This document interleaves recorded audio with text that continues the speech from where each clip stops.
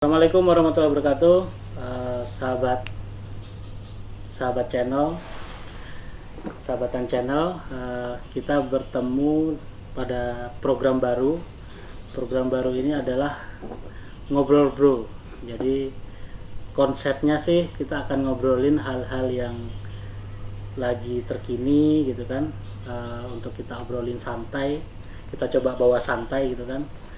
Nah, untuk episode pertama ini saya mendatangkan sahabat Randi. Selamat malam sahabat Randi. Malam. Jadi kita akan ngobrolin soal debat Pilkada Kutai Timur yang baru saja berlangsung beberapa hari yang lalu. Nanti kita coba kupas karena sejauh ini belum ada yang kupas ya. Baru kupas-kupasan di sosmed gitu kan, perang antar kubu. Nah, itu hal yang biasa dalam demokrasi lah ya. Tapi coba kita bawa ke forum ini untuk kita obrolin apa-apa yang mungkin kita anggap perlu untuk diobrolin. Saya perkenalkan dulu, sahabat Randi ini adalah teman lama saya. Beliau ini sekarang saat ini seorang akademisi, dosen di salah satu perguruan tinggi di Samarinda. Lalu juga mau sebut mantan aktivis sih, masih aktivis sampai sekarang sih ya. Jadi masih aktivis juga, masih mengamati hal-hal politik, lingkungan, terutama yang lokal Kalimantan Timur dan Kutai Timur. Beliau ini domisili di Kutai Timur ya. Ya, saya masih warga Kutai Timur ya. Warga Kutai Timur walaupun bekerjanya di Samarinda gitu kan. Masih ada keterikatan batin gitu kan. Apalagi dibesarkan S1-nya di Kutai Timur. Ya. Nah, S1-nya di Kutai Timur, S2-nya di Jogja. Di Jogja. Kita coba obrolin, sahabat Randi. Kemarin nonton enggak? Saya ngikutin di YouTube ya tentang YouTube ya. Debat Pilkada Kutai Timur kemarin. Kutai Timur, streamingnya di YouTube. Untuk video-videonya juga sudah ada di channel Sahabatan, di searching saja di video kami, sudah kami potong sesuai dengan tema-temanya. Jadi sahabat-sahabat bisa cek nanti kalau belum menyaksikan. Oke, kita langsung sahabat Randi, kita ke visi misi dari kedua pasangan calon. Oh ya, seperti yang kita tahu ya, ini Pilkada Kutai ini ada 3 calon. Tapi kemarin yang ikuti debat itu hanya 2 pasangan, karena yang satu pasangan yaitu 02 sedang ada masalah dengan kesehatan. Jadi hanya diikuti oleh 2 pasangan calon. Kita langsung saja sahabat Randi mengenai visi misi dari yang disampaikan oleh kedua pasangan ini secara singkat bagaimana menurut Anda? Ya betul sih.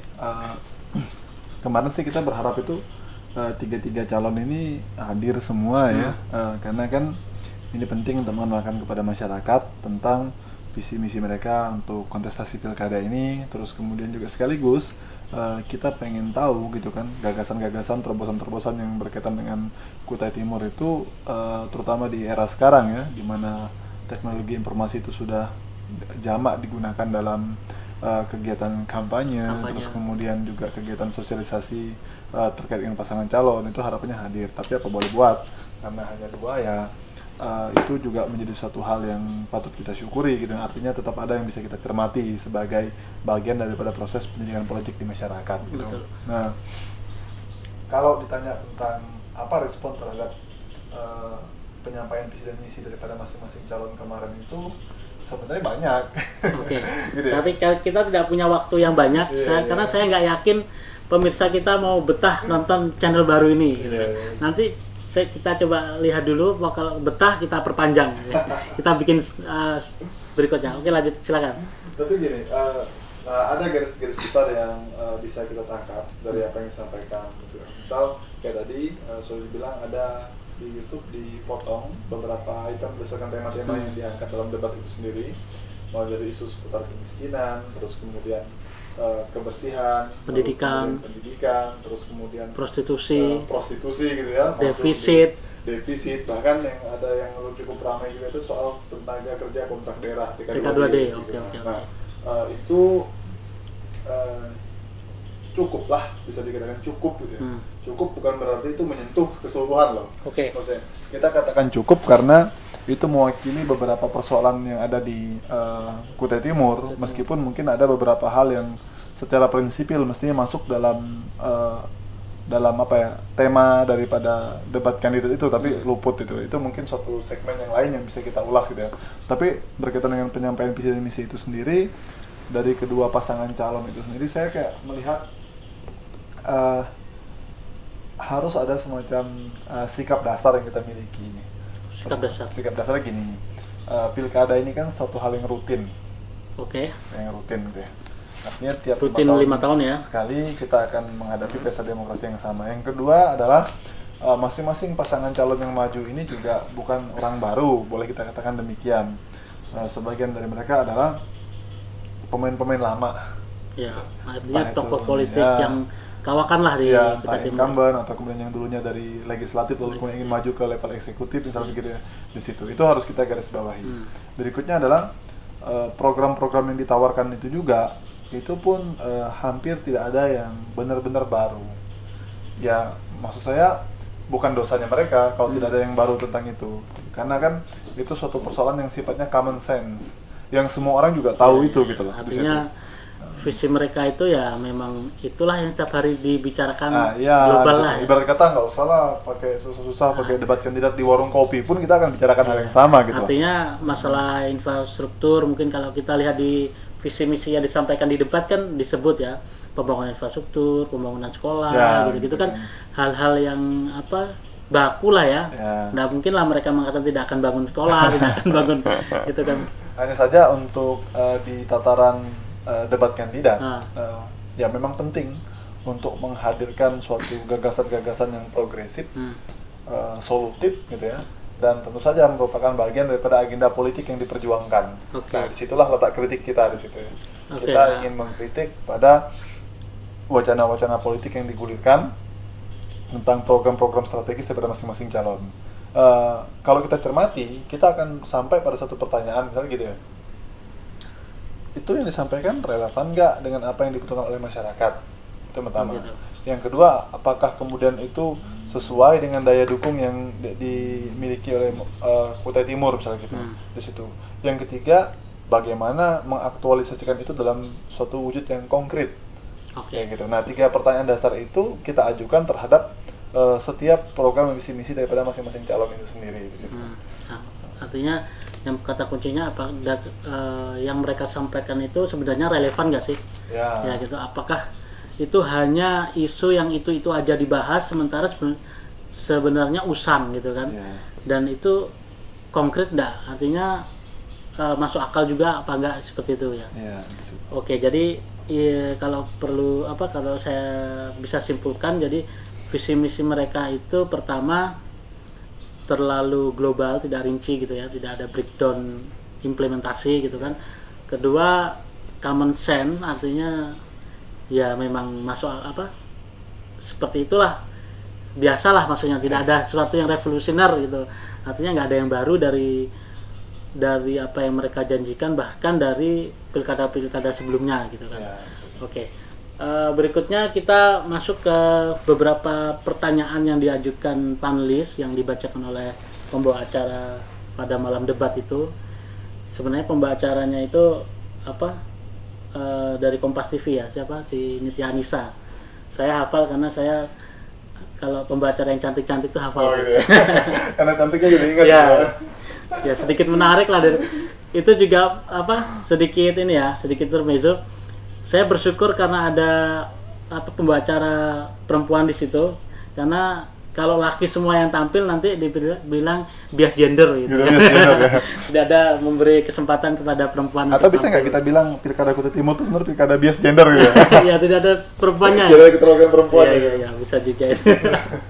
Oke, ada beberapa hal mungkin dari segmen pertanyaan. Yang pertama tentang pendidikan gitu ya. Di situ ditanya bagaimana komitmen dari kandidat tentang 20% anggaran untuk pendidikan. Nah, ini yang menarik, yang dari pasangan 01 jelas berkomitmen akan melaksanakan itu gitu kan. Iya. Tapi yang menarik di pasangan 03 ini, mereka mempertanyakan juga peraturan-peraturan itu. Jadi ada 20% buat pendidikan, ada 15% buat pertanian dan sebagainya yang itu sudah menghabiskan hampir 80% kata pasangan 03 anggaran. Nah, sementara masih ada banyak kebutuhan-kebutuhan lain, apalagi janji-janji mereka juga banyak gitu kan. Nggak cukup sisanya buat yang lain gitu. Nah, jadi menarik, ada yang pertama berkomitmen bilangnya, janjinya, yang kedua mencoba untuk mengkritisi, artinya realistis lah sedikit gitu. Walaupun tidak mengatakan tidak akan melaksanakan gitu kan. Bagaimana tanggapannya? Saya pengen disclaimer di awal gitu ya, karena ada 3 pasangan calon yang kita respon ini kan ada 2 pasangan calon. Hanya 2 ya. Saya pribadi itu menunggu kan ini beberapa hari yang lalu ya debat kandidatnya. Betul. Saya menunggu semacam rilis di media sosial atau rilis di tim kampanye pemenangannya gitu ya dari kubu 02 sebenarnya. Artinya meskipun tidak ikut debat bukan berarti tidak bisa merespon. Kan gitu ya, harapannya kayak gitu. Tapi saya sampai dengan hari ini saya tunggu tidak ada padahal saya inginkan itu karena ketika kita membicarakan ini kita berusaha berada pada titik yang berimbang, artinya tidak semua dinilai gitu artinya semua dikritisi gitu toh, karena mereka bagian daripada orang-orang yang akan maju dalam kontestasi ini di situ. Nah, menarik pertanyaan misalnya gini. Bagaimana dengan kebijakan-kebijakan yang direncanakan terkait dengan bidang pendidikan? Ya betul bahwasannya 20% amanah dari pemerintah pusat tentang alokasi anggaran di daerah untuk pendidikan itu suatu hal yang mutlak kayak gitu kan. Nah, hanya saja kan 20% itu juga harus kita lihat secara kontekstual. Konteksnya. Ya, lihat konteksnya di situ. Lihat pada konteksnya, sekali lagi itu konteksnya itu dalam arti tentang daya dukungnya, kebutuhannya, terus kemudian tata rencananya, gitu, evaluasinya, kan dia secara keseluruhan seperti itu. Saya mengambil sampling begini. Misal dari pendapat yang menarik, saya nggak terlalu hafal nomor urut ya. Saya mungkin boleh sebut nama gitu ya. Ya, sebut aja. Misal dari Pak Mahyunadi gitu ya, tentang 20% itu kalau kami jadi ya, terutama kami akan mengalokasikan itu untuk fisik ya, misalnya sekolah-sekolah yang tadi disebutkan banyak yang masih belum layak, sarana prasarana yang belum memadai dan sebagainya. Bahkan ada wacana yang muncul bahwasanya kayak atribut sekolah itu akan digratiskan dan sebagainya. Sampai topi segala ya. Sampai topi segala gitu ya. Nah, saya pribadi itu coba untuk mencermati gitu, karena basicnya saya juga adalah seorang pendidik gitu ya. Terlebih juga saya pribadi itu menerima benefit dari pemerintah Kota Timur dalam arti dulu saya kuliah S1 di sini gitu loh. Di situ saya merasakan kebijakan-kebijakan itu. Gini, pembangunan fisik itu penting gitu kan. Hanya saja itu jangan kemudian jadi suatu agenda utama yang mengabaikan fakta tentang keberagaman kebutuhan. Makanya tadi saya selalu bilang ada semacam need assessment gitu, assessment kebutuhannya apa gitu loh. Misal ketika penyampaian visi misi terkait dengan pendidikan di tengah situasi pandemi gitu ya. Ini statement para calon ini mengecewakan sebenarnya. Tidak responsif terhadap pandemi. Coba saja baca gitu. Ada nggak misalnya gitu kan? Ngapain kemudian bicara tentang menggratiskan atribut sekolah sementara siswa nggak turun ke sekolah kok? Padahal ya dari juga. Kan kayak gitu di situ ya. Aneh juga karena sekarang banyak gedung sekolah mangkrak gitu kan, nggak ada siswanya gitu. Malah mau bangun gitu umpamanya. Kan orang belajar dari rumah gitu. Oke, katakanlah pandemi akan berakhir kok. Kapan? Tidak ada satupun orang di Republik ini yang bisa memastikan kapan pandemi itu akan berakhir. Maka sebenarnya kebijakan-kebijakan yang dilakukan, terutama katakanlah bagaimana nanti 100 hari pertama misalnya gitu ya, itu adalah berkaitan dengan kebijakan yang solutif dan responsif. Gitu. Artinya konteksnya saat ini ada pandemi dan segala macam. Makanya ketika yang disinggung ada soal infrastruktur, bangunan kelas, atapnya roboh dan sebagainya, itu kayak mendongengkan cerita lama. Toh juga kita semua tahu bahwasannya ketika itu yang dijadikan sebagai acuan, Kutai Timur itu berapa tahun sih sudah berdiri? Sejak awal berdiri gitu ya, berbicara tentang bangunan roboh, sarana prasarana, bangunan roboh dan sebagainya, itu juga sama di situ, nggak selesai di situ. Artinya pertama tidak kontekstual. Ini untuk kedua pasangan ya, Kedua pasangan, karena kedua-duanya tidak kontekstual juga, ya kan? Lah iya, Seperti gitu. itu, yang hanya berkutat pada anggaran itu kan. Iya. Dan ini juga yang perlu anggaran 20% setiap tahun itu kan 20%, tapi nyatanya tidak ada evaluasi lah sampai di mana pendidikan kita ini gitu kan. Nah, apakah anggaran itu sudah efektif atau belum? Nah, dan yang dibangun tadi fisik terus. Nah, bagaimana dengan kompetensi guru? Artinya pelatihan-pelatihan guru seperti apa? Apakah sudah memadai? Kalau ada, apakah sudah cukup dan sebagainya? Itu juga sebenarnya kalau itu disinggung oleh salah satu saja calon itu suatu pembeda sebenarnya. Oh iya. Ya, sayangnya tidak disinggung. Jadi sebenarnya mereka itu samalah, visi misinya beda tipis gitu kan. Bahkan kesamaan itu juga pada keluhannya sebenarnya. Keluhannya ya. Ya kok jadi pemimpin sama-sama ngeluh sih? Gimana sih? Kadang kita berpikir gitu. Kenapa sih bilang kok sama-sama ngeluh? Ya semestinya perspektif yang dimunculkan itu adalah perspektif yang sifatnya solutif ya. Solutif. So, saya jadi ingat Bu Tejo ya. Jadi wong kayak kudu solutif Jadi solutif. gitu ya. Apalagi pemimpin ya. Apalagi pemimpin. Bicara pendidikan di Kutai Timur itu jangan digeneralisir. Kita lihat misal bagaimana dari pendidikan dasar, kemudian menengah atas, kemudian perguruan tinggi di situ, karena kita tahu kebijakan pemerintah Kutai Timur terkait dengan pendidikan itu juga sampai di tingkat perguruan tinggi gitu ya, misal dengan STAIS, dengan STIPER misal gitu. Syukurnya kalau saya bilang bahwasanya pendidikan menengah atas SMA dan SMK itu dialihkan ke provinsi kayak gitu. Nah, saya justru melihat kok kayak nggak paham tentang pendidikan ya orang-orang ini gitu loh. Tidak disinggung gitu ya. Iya, maksud saya kalau kamu paham tentang pendidikan, maka spektrum pembicaraanmu itu juga harus lebih luas. Artinya atau mungkin sebenarnya nggak siap ditanya soal pendidikan kali ya. Iya, bisa jadi itu, atau selama ini mungkin kebijakan soal pendidikan itu memang rada ngaco. Tidak nomor satu mungkin gitu ya. Jadi tidak ya, terlalu.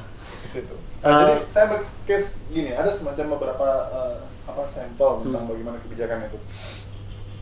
Misal kebijakan di sektor pendidikan itu dihubungkan dengan belanja anggaran.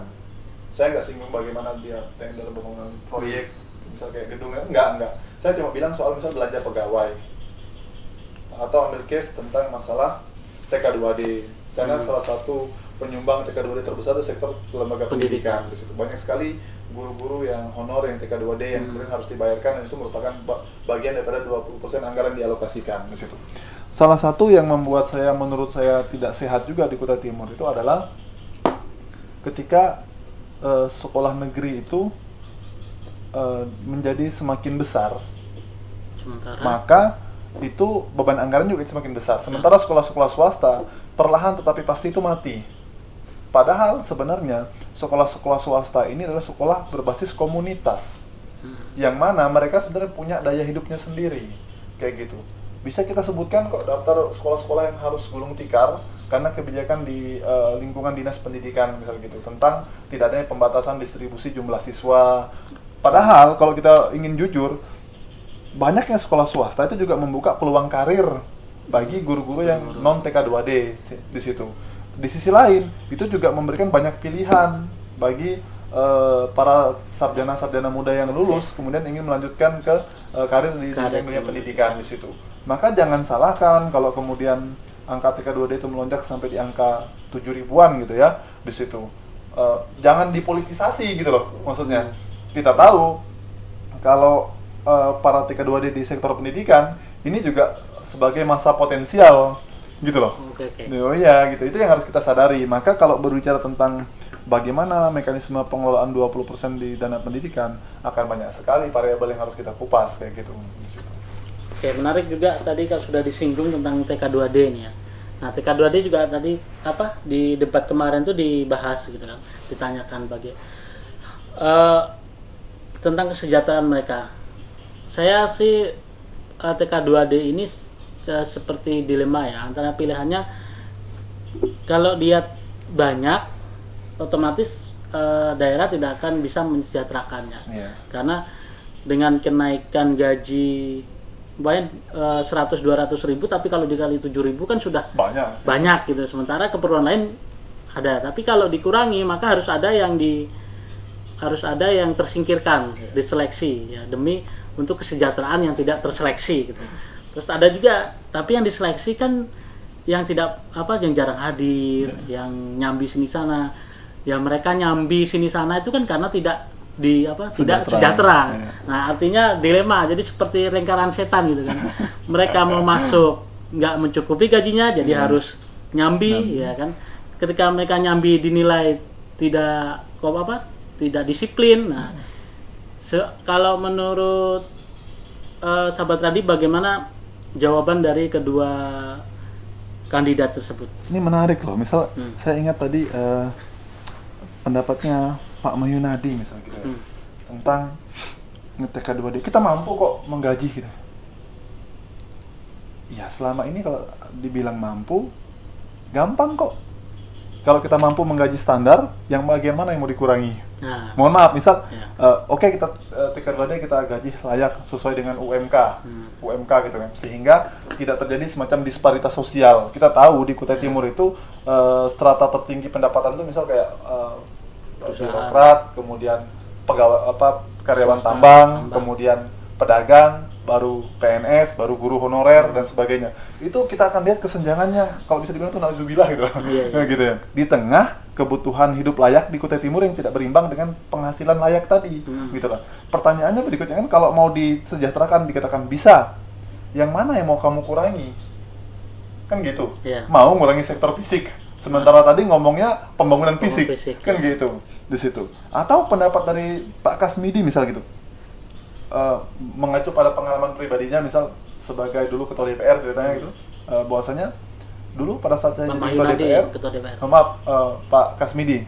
Pak Kasmidi. Oh bukan, maksudnya Pak itu tadi kan Pak Mahyunadi ketua DPR. Nah Pak Kasmidi menyampaikan suatu statement juga tentang saya dulu bisa menekan angka TK 2D itu dari yang 7.000 sampai angka 6.000 sekian gitu. Persoalannya itu bukan soal menekan. Anda tekan dengan merampingkan jumlah TK 2D.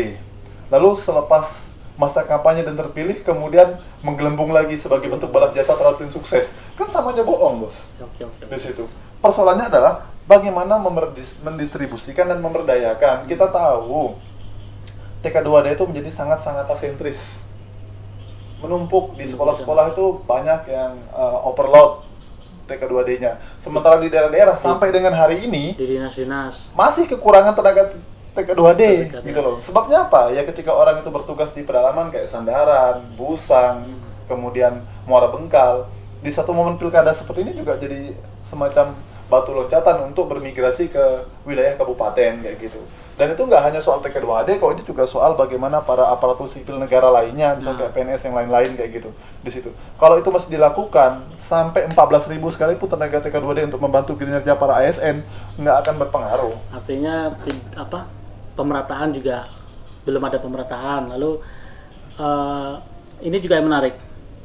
Kan oke, saya akan tekan sampai angka 6.000 atau berapa gitu kan. Dapat angka 6.000 itu saya juga heran, dapat dari mana gitu kan. Apakah 6.000 itu ideal gitu kan? Apa sudah ada evaluasi, sudah ada kajian, oh idealnya itu hanya 6.000 gitu. Apakah hanya asal sebut 6.000? Atau jangan-jangan 6.000 itu nggak ideal, idealnya 7.000, atau jangan-jangan 1.000, 2.000 aja cukup ideal. Nah, artinya belum ada basic kajian. Artinya apa yang mereka sampaikan itu belum ada menyebut hasil kajian gitu kan. Bagaimana? Iya betul sih, karena secara keseluruhan saja apa yang disampaikan itu miskin data. Jadi sejak awal dari sampai akhir miskin data ya. Miskin data, banyak sekali asumsi-asumsi. Mereka ini kayak orang-orang yang baru terjun dalam kontestasi, padahal kan ini aparat-aparat yang lama kok. Berapa tahun jadi anggota DPR. Harusnya kalau soal data itu sudah selesai toh. Gitu kan. Bagaimana misal bicara tentang angka kemiskinan BPS. Tinggal minta stafnya carikan ya data. Itu dinas sosial. Termasuk umpamanya membangun sekolah yang roboh. Berapa sih sekolah yang roboh gitu kan. Kayak gitu di situ. Makanya saya bilang bahwasanya ya jangan kayak jualan kecap gitu dong. Gitu kan. Artinya kita itu adalah merupakan bagian dari proses pendidikan politik ya.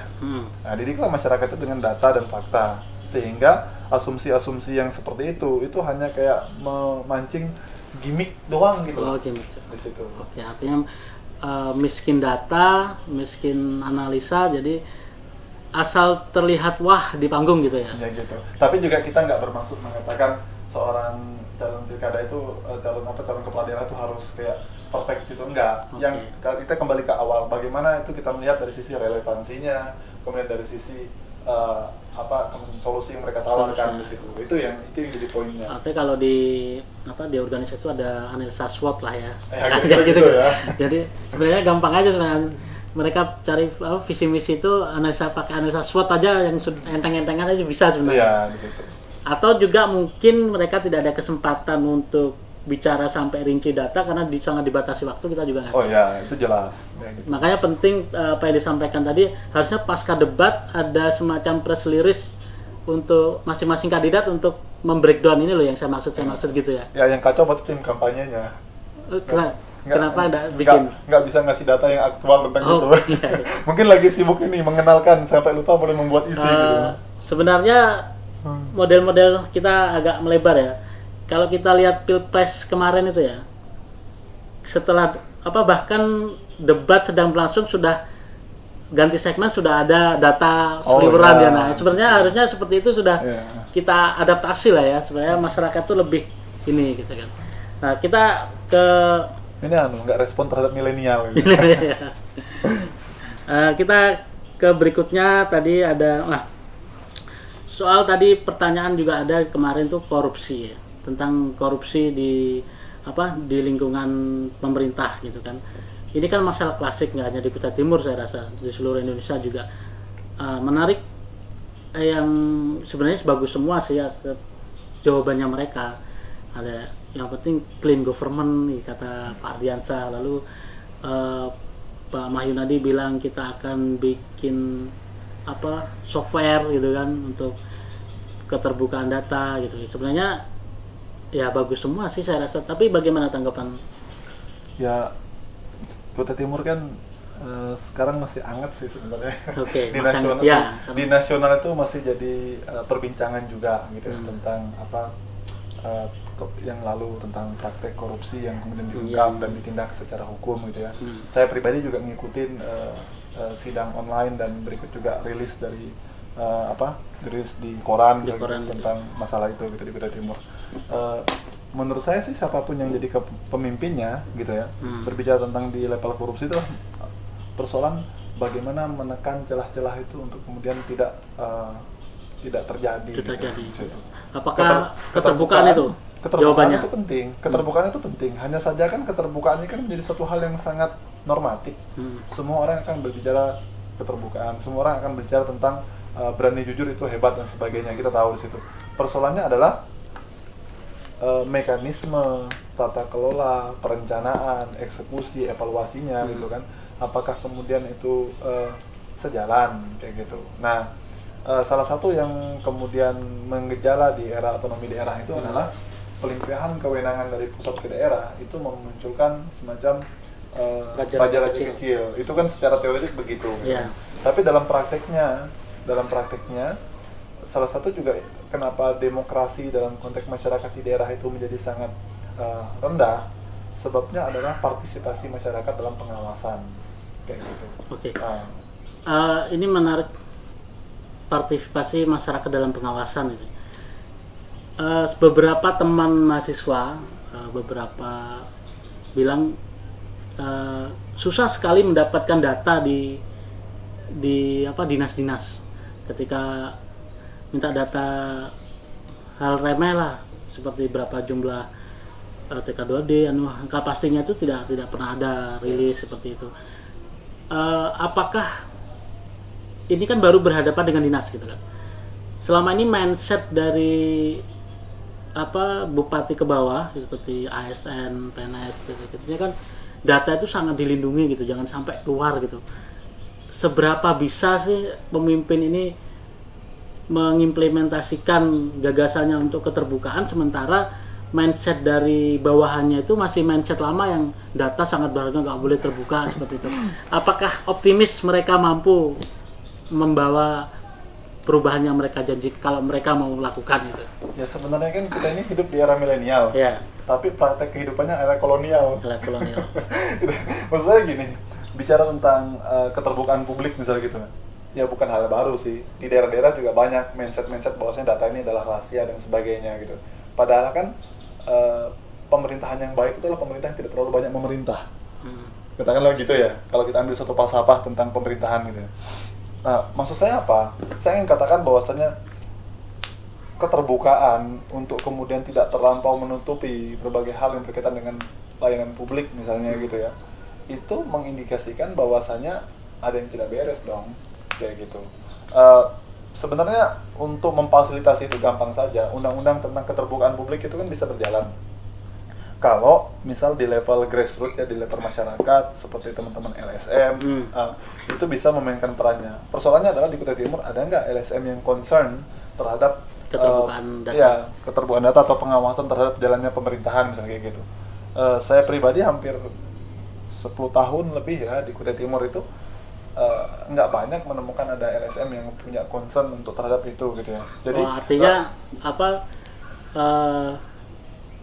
tidak hanya tidak hanya mindset dari pemerintahan yang terkesan menutupi data, tapi dari masyarakat juga nggak merasa itu perlu gitu loh. Jarang ada yang merasa itu perlu untuk di situ. Jadi kalau bicara mahasiswa, kalau berarti cocok lah, satunya menutupi data, satunya merasa nggak perlu gitu kan. Iya, apatis gitu kan. Gitu. Tapi kalau bicara level mahasiswa, kenapa kok mahasiswa menjadi susah untuk mendapatkan data sebagainya?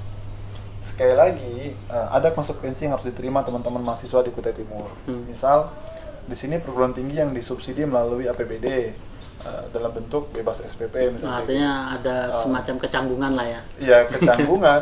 Bayang nggak canggung, kamu dibiayai gitu. Bahkan beberapa waktu yang lalu ada seorang mantan bupati yang kemudian mengklaim apabila ada protes dari mahasiswa terhadap kebijakan di daerah, itulah mahasiswa pendatang, kan rasis dong. Kayak gitu. Kenyataannya daerah ini bukan milik suatu kelompok tertentu.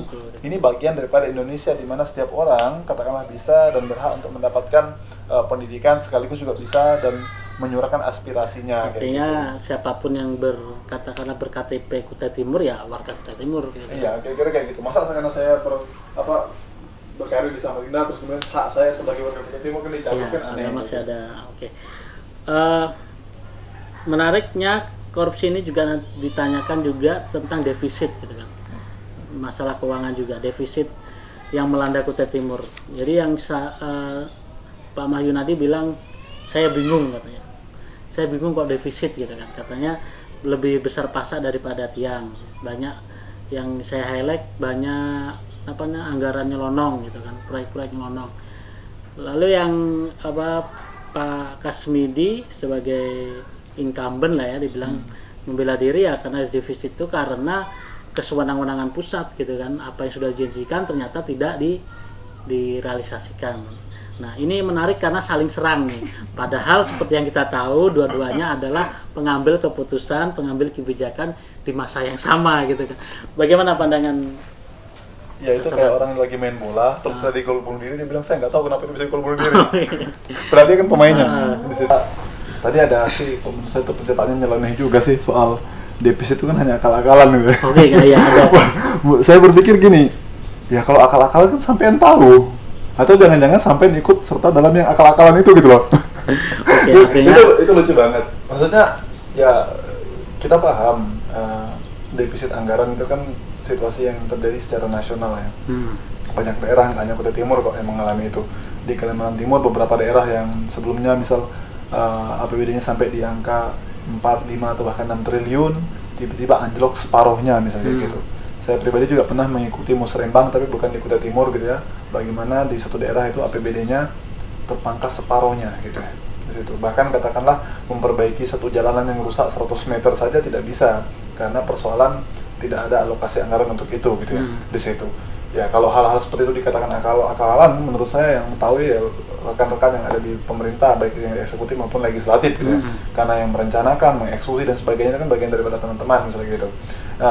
Kemudian ada yang menarik juga bahwasanya kalau kita mau flashback tentang pada masa defisit itu ya, kalau saya itu mungkin kira-kira antara di atas 2015 ya pada saat itu. itu kan sempat digembar-gemborkan tentang masalah dana bagi hasil ya, kita bilang kayak gitu. Lalu kemudian sekarang pada saat kampanye misalnya gitu kan disebut ya defisit itu bisa kok kita atasi dengan cara meningkatkan PAD. Nah, jadi anggaran belanja daerahnya yang dari jeblok kemudian ditolong dengan meningkatkan PAD. Itu justru menimbulkan kecurigaan dari mana sumber PAD-nya. Karena kalau kita tahu selama ini kan penyumbang PAD terbesar itu justru dari sektor pertambangan ya.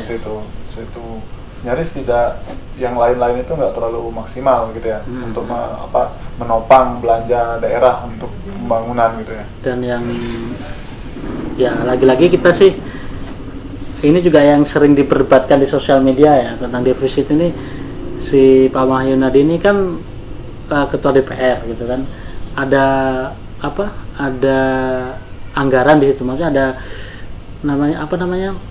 fungsinya kan, fungsi anggaran DPR gitu kan. Ada yang menyalahkan Pak Mahyunadi, ada juga yang menyalahkan ya pemimpinnya lah, artinya bupati wakil bupati yang sekarang Pak Kasmidi itulah gitu.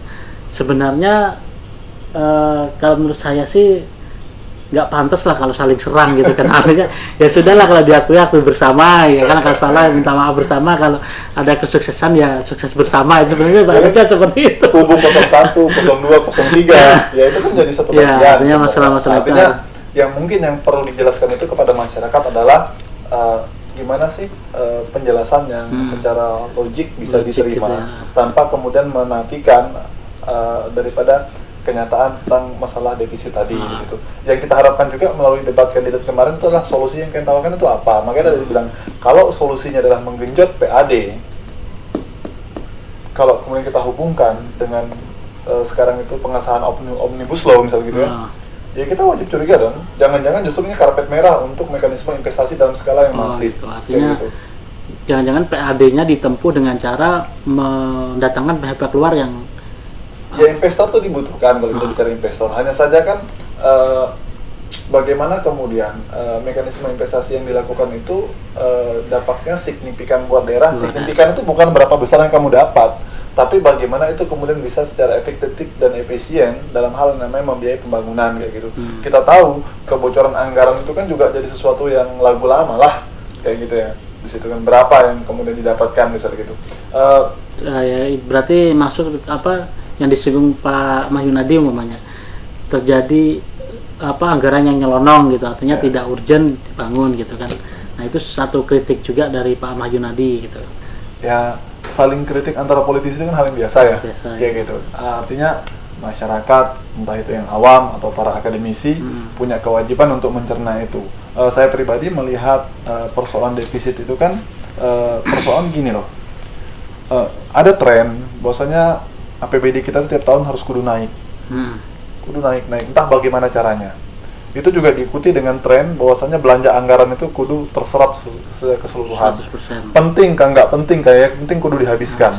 Nah, problemnya adalah belanja anggaran itu apakah kemudian tepat guna, tepat sasaran. Efektif atau tidak. Iya, entah itu di sektor pendidikan, sektor fisik, kesehatan apalagi gitu ya. Kalau kita lihat kan Kutim itu masalah kesehatannya kan ya kacau lah gitu ya. Kalau kita lihat bagaimana misal infrastruktur di daerah, maksudnya infrastruktur bukan secara fisik tapi keberadaan tenaga medis dan sebagainya kan gitu di situ, pembiayaannya seperti apa di situ. Nah, kembali ke soal defisit tadi, yang kita harapkan sebenarnya kan solusi dari mereka. Kalau solusinya hanya berbicara soal menggenjot PAD dengan cara investasi, itu juga siapapun kepala daerahnya akan dilakukan kok. Kayak gitu. Persoalannya kan sekarang itu bagaimana merespons apa yang terjadi dalam dinamika politik nasional. Pengesahan tentang Omnibus Law, Cipta Kerja, memangkas dana bagi hasil, dana bagi hasilnya akan berpotensi terpangkas gitu. Iya, di situ. Belum lagi kalau royalti yang 0% tadi. Iya, belum lagi kalau kita bicara tentang bagaimana respon para calon ini ketika berhadapan tentang mana yang lebih utama, melestarikan lingkungan hidup atau menjaga lingkungan dibandingkan dengan menggenjot PAD lewat mekanisme investasi. Karena kita tahu di Kutim itu kan salah satu daerah dengan penghasil tambang batubara terbesar. Lalu kemudian perkebunan kelapa sawit. Belakangan juga diikuti dengan munculnya kampanye tentang pabrik semen misalnya gitu. Disinggung juga di pertanyaan tentang perlindungan mangka lihat. Iya, gas mangka lihat. Belum lagi soal pabrik metanol misalnya. Nah, macam-macam gitu. Nah, artinya apa? Yang kayak gitu jangan dikaburkan. Maksud saya, kenapa para calonnya tidak bicara hal yang konkret gitu loh, yang ada gitu loh. Hal-hal yang common sense itu hanya membuat orang itu kayak bersorak-sorai tanpa menyentuh substansi daripada apa yang menjadi persoalan. Kalau kita bicara defisit ini sebagai suatu hal yang krusial, penting untuk pembangunan, ya dibicarakan benar-benar dong, kayak gitu. Apalagi anda semua yang ada di situ adalah orang-orang yang dulunya merupakan orang-orang yang berinteraksi langsung di situ. Pak Ardiansah, mantan wakil bupati dan bupati, Pak Kasmidi, di DPR, Pak Mahyunadi juga sama, Pak Uce juga demikian, kayak gitu. Nah itu yang perlu kita dengarkan sebenarnya, kayak gitu. Menarik juga defisit ini, ada juga yang memandang begini, defisit ini hanya isu elit gitu, artinya yang terdampak langsung itu ya para kontraktor, para yang tidak dibayar utangnya, para PNS yang tunjangannya seperti itu kan. Nah ada juga pendapat bahwa defisit ini sebenarnya masyarakat kecil ya tetap jualan, tetap artinya hanya APBD yang terdampak, tapi ekonomi maksudnya yang sektor swasta tetap berpenghasilan dari mereka sendiri gitu. Ini juga penting juga. Tapi menariknya begini, ini kan defisit otomatis apa yang diranyakan pembangunan infrastruktur dan segalanya itu tertunda gitu kan. Ini juga menjadi sebuah dilema ketika pembangunan jalan yang sudah direncanakan ditunda. Masyarakat menilai ini kegagalan gitu kan. Akhirnya pemerintah dan DPR, kita sebut Pak Mahyunadi dan Pak Kasmidi gitu kan, untuk menggait simpati atau sebagainya gitu kan, harus tetap kita lakukan pekerjaan-pekerjaan itu gitu kan. Di satu sisi defisit gitu. Jadi ini poin saya adalah masyarakat sebenarnya juga harus diberitahu gitu kan, dijelaskan secara gamblang keadaan kita, jujur saja keadaan kita seperti apa gitu kan. Mohon maaf, namanya ini defisit, jadi kita tidak bisa bangun jalan ini, jalan itu, jalan ini, sehingga masyarakat juga akhirnya terbuka gitu. Bagaimana? Ya kita nggak pernah, misalnya kita bicara tentang masyarakat sipil dan pemerintah sebagai bagian daripada suatu struktur kita sebut sebagai negara. Sulit membayangkan negara itu akan jujur dan terbuka kepada masyarakat, gitu ya. Karena ada beberapa hal yang kita pahami dalam mekanisme pemerintahan itu, ada semacam inner circle-nya gitu, ada lingkaran dalam yang memang itu memainkan peranan di balik layar tentang bagaimana itu dijalankan. Itu suatu hal yang harus kita sadari secara akademis gitu ya di situ. Kemudian juga sebenarnya kalau bicara defisit ya nggak usah mundur jauh-jauh. Kita bicara beberapa tahun yang lalu atau 1 tahun terakhir misalnya, bagaimana hari ini pun kita masih berada dalam kondisi defisit plus krisis lagi. Dalam hal ini krisis pandemi gitu ya. Nah, apakah keberpihakan pemerintah terhadap masyarakat itu berjalan gitu ya? Apakah kemudian tadi yang dikatakan yang terdampak defisit itu adalah para kontraktor yang kurang terbayar dan sebagainya? Bagaimana dengan situasi pandemi gitu ya? Kalau kita tahu kan alokasi anggaran seperti itu juga bersifat taktis toh, kayak gitu. Silahkan para calon itu kemudian berbicara tentang mekanisme belanja anggaran yang paling efektif dalam situasi pandemi gitu ya. Karena kalau kita tahu, kalau saat pendapatan daerah itu tidak memadai untuk melakukan suatu belanja besar-besaran untuk pembangunan fisik misalnya gitu, maka kan sistem perencanaan yang mesti dibenahi. Persoalannya mau nggak melakukan itu? Ya kayak tadi saya bilang, kalau gaji TK2D itu mau dinaikkan, pertanyaannya yang mana yang dikurangi? Kan kayak gitu. Ada yang dikorbankan di situ. Ada yang jadi skala prioritas kayak gitu. Nah, ego dari pemimpin misalnya gitu, untuk kemudian menggolkan sesuatu yang dianggap sebagai masterpiece-nya, karya monumentalnya ketika memimpin, itu juga jadi kendala di tengah situasi pandemi gitu kan. Jangan sampai kemudian itu tidak responsif, tidak peka terhadap apa yang dihadapi oleh masyarakat sekarang. Sekarang itu bisa kita tanya, butuh mana kita? Kita butuh bandara atau kita butuh layanan kesehatan yang menjangkau seluruh kawasan? Kalau suruh milih ya? Tentu kita pilih kesehatan gitu. Dulu. Tapi kan pemerintah belum tentu sejalan dengan itu, kayak gitu. Itu juga terjadi beberapa tahun yang lalu kan. Misal, penting mana kita katakanlah membangun proyek A misalnya gitu, dibandingkan dengan memberikan bantuan pendidikan untuk para peserta didik seperti apa kayak gitu. Nah itu yang bagi kita harapkan sebenarnya. Nah tadi juga agak lucu ketika menghubungkan variabel antara defisit anggaran plus masyarakat yang berakhlak dan sebagainya. Menurut saya sih ada hal-hal yang kemudian harus secara sistematis disampaikan gitu kan. Tidak campur aduk antara asumsi terlebih tentang, mohon maaf ya, sesuatu yang kita sebut sebagai pengalaman personal terkait dengan masalah tata masyarakat di tengah situasi krisis misalnya kayak gitu.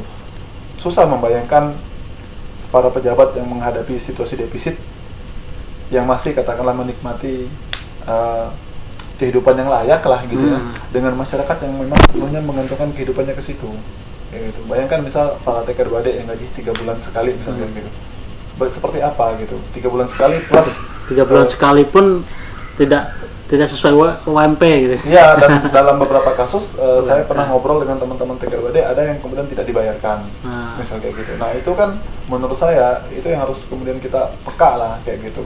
Tidak kemudian justru menebar janji-janji palsu kayak gitu, yang itu jangan kata terpenuhi, mendekati pun tidak. Orang bilang itu kayak jauh panggang dari api gitu loh. Oke. Ada juga pertanyaan mengenai kemiskinan dan prostitusi gitu. Jadi ada silang pendapat sedikit memanas sebenarnya.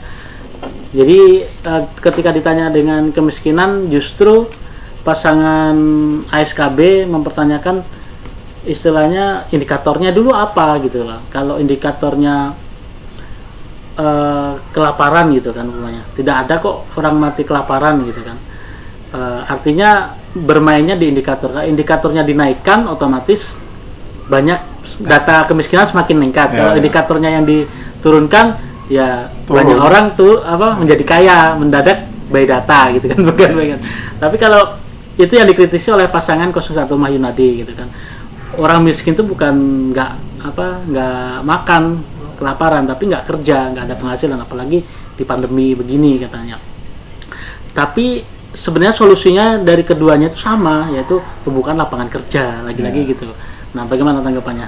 Saya sih ini kayak, ya saya suka memflashback dengan sejarah. Dulu ada seorang calon kepala daerah mengatakan orang Kalimantan, Kutai Timur bahkan gitu ya, itu sudah sejahtera. Indikatornya adalah setiap rumah punya motor.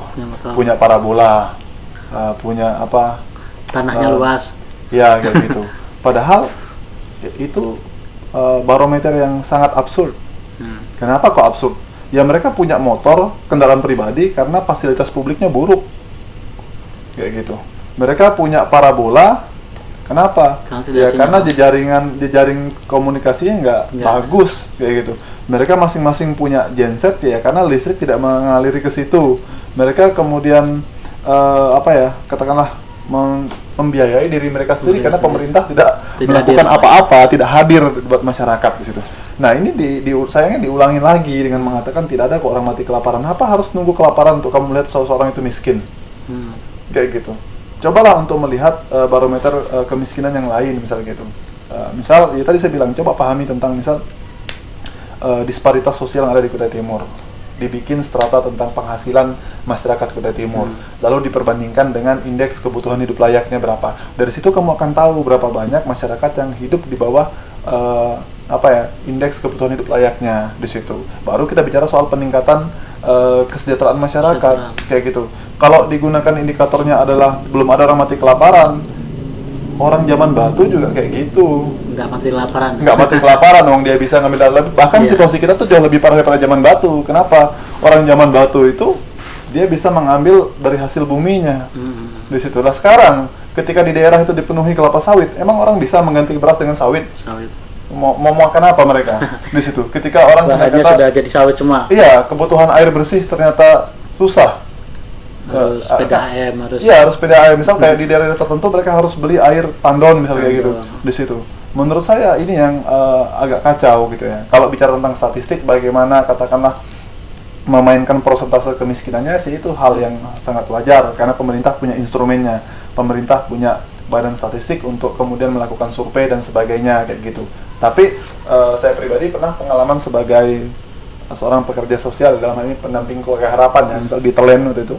saya melihat kemiskinan itu bukan semata-mata soal kayak kebutuhan hidup, tapi juga akses terhadap layanan publik, kesehatan, pendidikan, misal kayak gitu ya, informasi, misal gitu. Itu juga menjadi suatu hal yang harus dipertimbangkan. Kebutuhan dasar lah ya. Kebutuhan dasar di situ. Nah, ini yang kalau kita bicara soal kemiskinan. Kemudian gini loh, saya juga kadang merasa kayak jengah dengan semacam politisasi kemiskinan gitu loh. Ya kita tahu orang miskin itu sering diperbincangkan, tapi kemudian sudah jadi diabaikan. Itu namanya politisasi kemiskinan gitu kan. Di banyak kasus, terutama di daerah-daerah negara dunia ketiga, negara berkembang misal gitu ya, apalagi dengan di era otonomi daerah gitu ya, yang terjadi itu justru bukan hanya kemiskinan, lebih buruk lagi, ada yang disebut sebagai kemiskinan struktural gitu ya. Jadi ada struktur yang menghegemoni mereka sehingga membuat mereka menjadi miskin gitu ya. Nah, bayangkan misal gitu, saya ambil analogi begini. Dulu sebelum kehadiran industri monokultur dalam bentuk perkebunan kelapa sawit yang masif gitu ya, masyarakat tanpa harus beli air bersih, karena air bisa mereka akses di halaman belakang rumahnya mereka, ada sungai-sungai yang bersih, sumur bersih gitu ya. Tapi setelah sawit hadir, mereka mengkonversi lahan pertanian di sekitar pemukiman mereka dengan perkebunan kelapa sawit. Semua yang didapatkan dari sawit itu digunakan untuk membayar apa yang dulu mereka dapatkan secara cuma-cuma gitu ya. Air bersih mereka beli. Terus untuk tanaman pangan dan sebagainya mereka harus naik motor berjam-jam mengeluarkan bensin untuk pergi ke ladang dan sebagainya. 2015 saya mendapati di daerah namanya daerah Longmarah ya. Longmarah itu daerah Telen Dalam gitu. Masyarakat ngomong, kami itu krisis apa, Pak? Kami krisis beras. Iya, kenapa? Karena untuk berladang kami harus naik motor 2-3 jam di luar areal perkebunan. Sementara di sana itu juga hadapannya adalah hama, misalnya kayak gitu-gitu. Nah, itu kalau kita bicara lebih jauh lagi akan nyangkut tentang beberapa variabel tentang kebijakan di sektor pertanian. Ternyata apakah kebijakan di sektor pertanian itu berpihak kepada masyarakat atau justru berpihak kepada investor? Kayak gitu. Pada kenyataannya, apa yang disebut sebagai masyarakat miskin seringkali itulah masyarakat yang ada di masyarakat miskin kota maupun masyarakat miskin pedesaan yang menggantungkan hidup mereka itu kepada sektor pertanian. Kayak gitu. Nah, seperti itulah kira-kira. Artinya kemiskinan ini sebenarnya tidak hanya main indikator aja sebenarnya. Oh iya. sangat kompleks ya. Apa itu miskin, lalu bagaimana mereka dimiskinkan oleh struktur tadi. Belum lagi banyak sekarang orang-orang miskin yang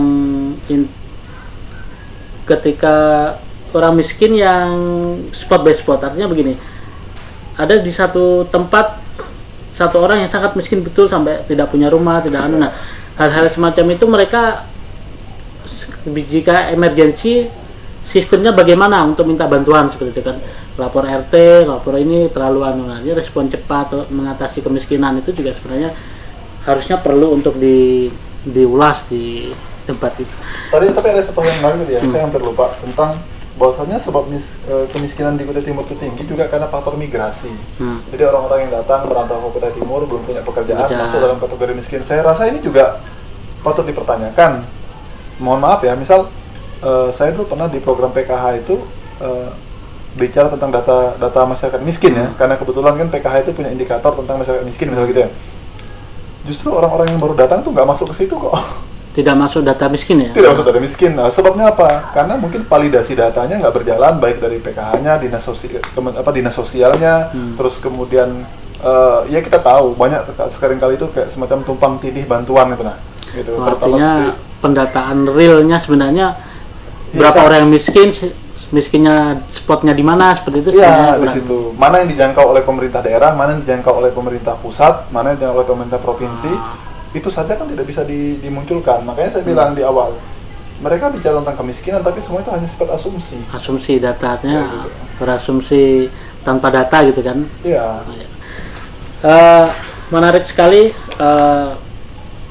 kupas kita tentang debat. Sebenarnya masih banyak sebenarnya yang harus kita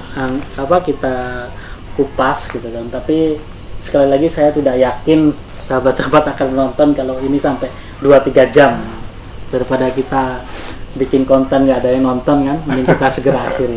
Tapi sebelum kita akhiri, kalau tadi kita kupas tentang debat mereka gitu kan, sekarang kita coba kupas sedikit tentang kualitas debat pilkada kemarin. Apakah KPU dalam ini penyelenggara sudah menyediakan atau memfasilitasi debat yang bukan cuma hanya ada tapi berkualitas? Ya, menurut saya sih KPU kan sebagai lembaga penyelenggara ya. Apalagi saya dengar sih hanya sekali debat ya, belum, tidak ada lagi kayaknya. Ya, KPU sebagai lembaga penyelenggara, konten-konten yang diangkat, tema-tema ya tentang itu ya, memang itu menggambarkan problem-problem yang ada di Kutai Timur gitu ya. Tapi ada beberapa problem yang menurut saya itu patut digali lebih jauh gitu ya. Mungkin dalam pembahasan kita hari ini ada beberapa yang belum tersentuh. Misal bagaimana para calon ini menyikapi persoalan masalah pokok agraria.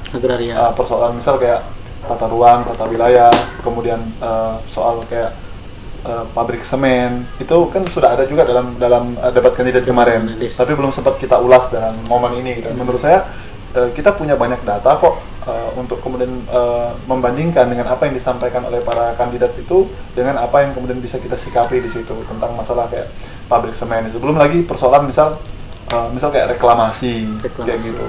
Saya pribadi itu agak shock gitu. Itu tidak tersentuh sama sekali, baik dalam pembahasan soal tentang pabrik semen, tentang tambang dan sebagainya. Saya tanya kapan mereka bicara tentang reklamasi, ternyata juga tidak ada kayak gitu. Sebenarnya tidak ditanyakan ya. Tidak ditanyakan, artinya dianggap itu bukan variabel yang mengancam. Padahal kalau kita tahu gitu ya, justru Kutai Timur itu menyisakan problem yang serius dalam hal itu. Soal misal kayak AMDAL dan sebagainya, terus macam-macam yang berkaitan dengan pengelolaan kawasan kayak gitu. Ini kalau saya boleh saran sih, ada satu sesi khusus. Mungkin kalau KPU kan nggak mungkin ke situ, karena berkaitan dengan mekanisme yang sudah ditetapkan. Tapi buat forum dialog semacam ngobrol begini, itu penting. Karena itu yang katakanlah menjadi suatu telaah kita secara kritis gitu. Saran buat KPU mungkin begini, tema-tema terkait dengan debat pilkada itu semestinya juga melibatkan lintas komunitas. Bagaimana misal dengan masyarakat adat, tentang teman-teman NGO ya, tentang teman-teman LSM, tentang para petani gitu. Jadi tidak hanya sifatnya itu satu arah, hanya apa yang disampaikan oleh para calon gitu ya. Tapi juga ada semacam paling tidak semacam apa ya, kok saya bilang itu opini dari masyarakat seperti apa. Mungkin itu juga dihindari karena dikhawatirkan berkaitan dengan masalah kampanye terselubung dan sebagainya. Tapi bagi saya justru di situ letak nilai kekuatannya kayak gitu. Bagaimana masyarakat ini merespon pada calon pemimpin mereka kayak gitu. Mungkin ya juga karena itu maka hadir forum ngobrol seperti ini gitu ya. Nantilah kita pas kalau ada waktu dan lagi senggang aja ya kita ya.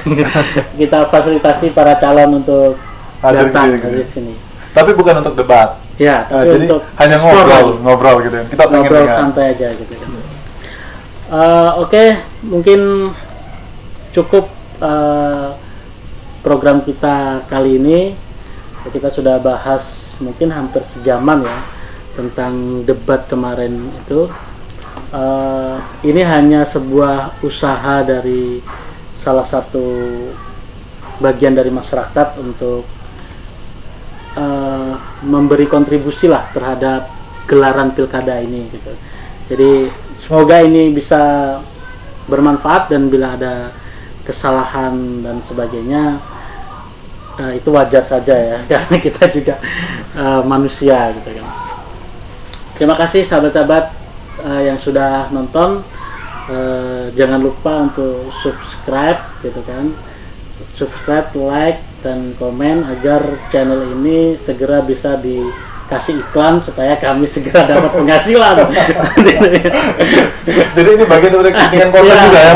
Ini kapitalis juga kita ini. Ya seperti itu. Terima kasih untuk semuanya. Mohon maaf sekali lagi bila ada kesalahan. Terima kasih kepada sahabat Randi yang sudah berkenan hadir. Terima kasih. Assalamualaikum warahmatullahi wabarakatuh.